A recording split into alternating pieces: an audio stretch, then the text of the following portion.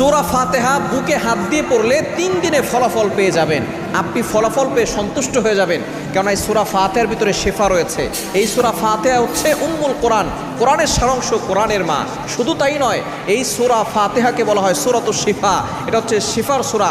আপনি যদি অসুস্থ থাকেন, কঠিন বড় বিপদে পড়ে গেছেন, আপনি জটিল কঠিন রোগে আক্রান্ত হয়ে পড়েছেন, কোনোভাবেই আপনি সুস্থ হচ্ছেন না, এই সূরা ফাতিহার আপনি আমল করতে পারেন, কারণ সূরা ফাতিহার ভিতরে শেফা রয়েছে। হযরত আবু সাঈদ খুদরি রাদিয়াল্লাহু তাআলা আনহু একবার তাকে কমান্ডার বানিয়ে নবীজি সাল্লাল্লাহু আলাইহি সাল্লাম যুদ্ধের ময়দানে পাঠালেন। তারা যখন যুদ্ধ থেকে ফিরবে এমন সময় তারা সবাই ক্ষুধার্ত হয়ে পড়লেন। এক এলাকায় গিয়ে তারা খাদ্য চাইল, কেউ তাদেরকে খাদ্য দিতে চাইল না, খাবার দিতে চাইল না। তারা যখন সেখান থেকে চলে আসতে লাগলো, ওই এলাকার সর্দারকে সাপে দংশন করলো। তখন তারা কেউ চিকিৎসা দিতে পারলো না। একজন বলল যে কাফেলার লোকজন কিছুক্ষণ আগে এসেছিল, তাদের কাছে হয়তো কোনো চিকিৎসক থাকতে পারে। তখন আবু সাঈদ খুদরি রাদিয়াল্লাহু তাআলা আনহুর কাছে যাওয়া হলো।